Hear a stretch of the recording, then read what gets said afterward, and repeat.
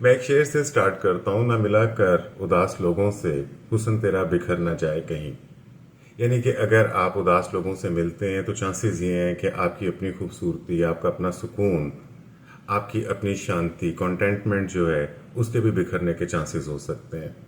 जब आपका सामना किसी ऐसे लोगों के साथ होता है जिन्हें नज़ला ज़ुकाम होता है या कोई इन्फेक्शन हुई होती है या कोल्ड होती है, तो आपको पता है कि आपको अपना एक सेफ डिस्टेंस रखना होता है ताकि वो इन्फेक्शन आपको ना लग जाए। तो रिसर्च ये कहती है कि लोगों के जो इमोशंस होते हैं, उनकी फीलिंग्स होती हैं, वो भी हमें इन्फेक्शन की तरह एक से दूसरे शख्स को लग सकती है। And we can catch the moods of other people just like we can catch flu. Research हमें ये कहती है कि ये जो इमोशंस हैं वो बिल्कुल लोगों के जर्म्स की तरह होते हैं, whether these are good emotions और बैड इमोशंस,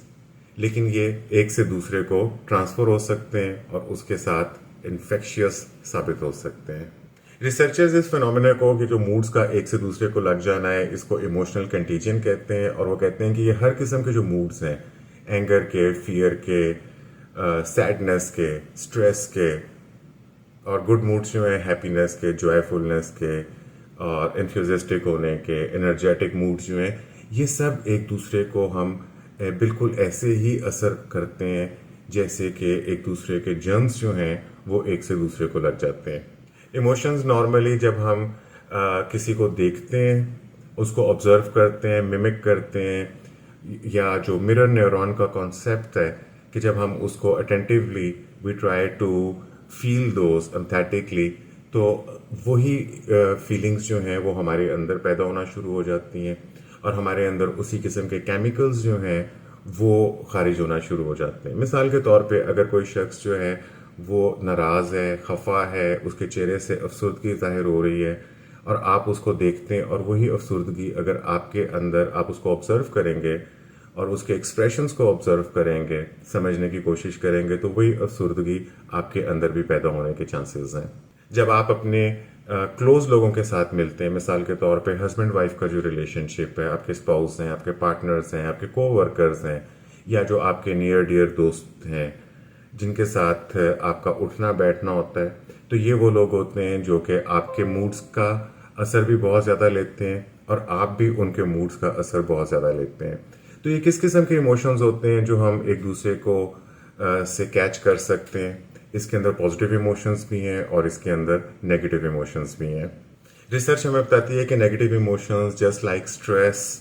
और डिप्रेशन, ये हम एक दूसरे से कैच कर लेते हैं और इससे हमारे अपने अंदर जो है वो स्ट्रेस के लेवल ज़्यादा हो जाते हैं और उन स्ट्रेस के लेवल ज़्यादा होने की वजह से सर्टेन टाइप ऑफ डिजीज़ जो हैं वो हमें लगने के चांसेस ज़्यादा हो जाते हैं। ओवर द पीरियड अगर आप ऐसे लोगों के साथ रहते हैं जो कि नेगेटिव इमोशंस को बहुत ज़्यादा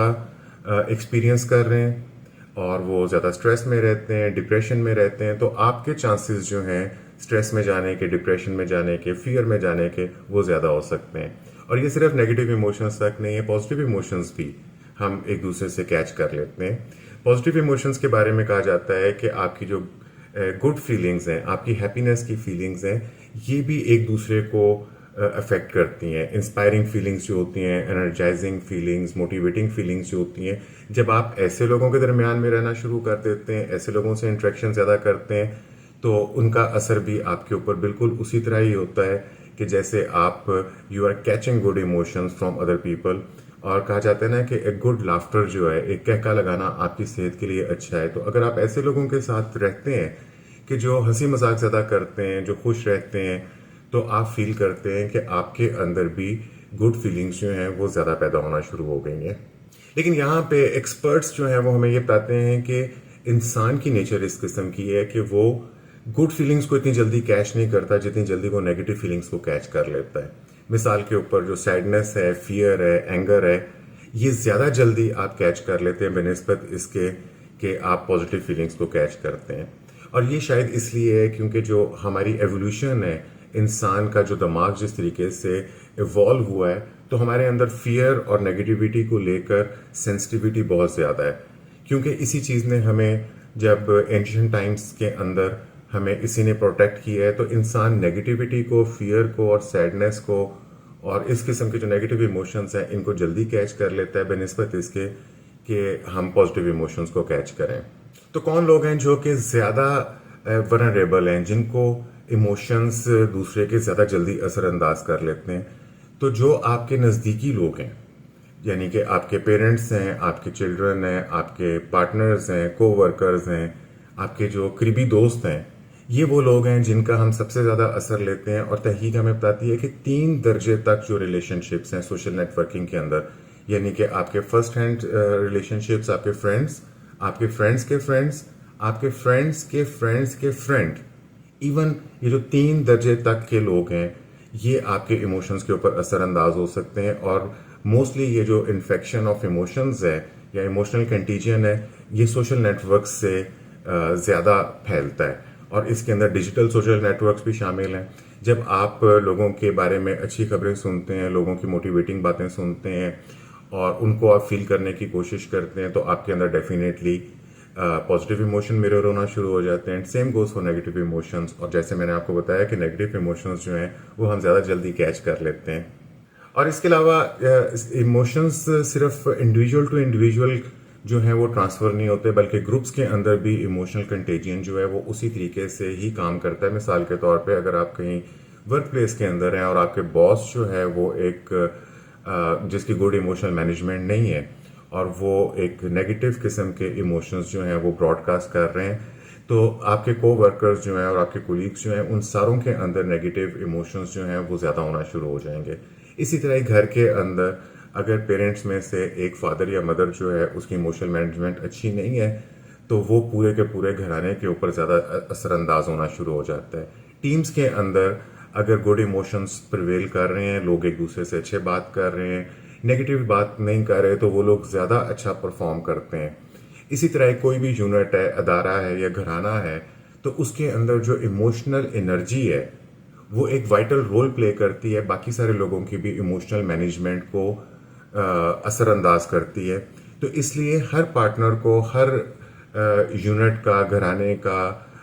ऑफिस का, को वर्कर्स के अंदर जितने लोग पार्टिसिपेंट्स हैं, उन सबको इस बात का ख्याल करना चाहिए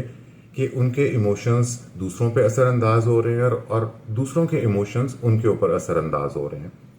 तो यहाँ पे एक चीज़ हमें ये भी समझ आती है कि ना सिर्फ ये कि हमें अपनी इमोशनल मैनेजमेंट को बेहतर बनाना है, बल्कि हमें अपनी इमोशनल मैनेजमेंट को बेहतर रखने के लिए अपने आप को इमोशनली प्रोटेक्ट भी करना है।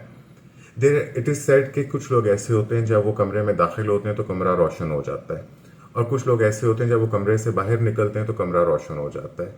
तो you must be aware to understand this thing, that how you are emotionally affecting other people's and how other people are emotionally affecting you. तो आपके लिए awareness is the key. The more you are aware of your emotions and emotions of other people, the more you will be able to manage not only your emotions, you would be able to manage emotion of other people. You would be a source of energy, motivation and inspiration for other people.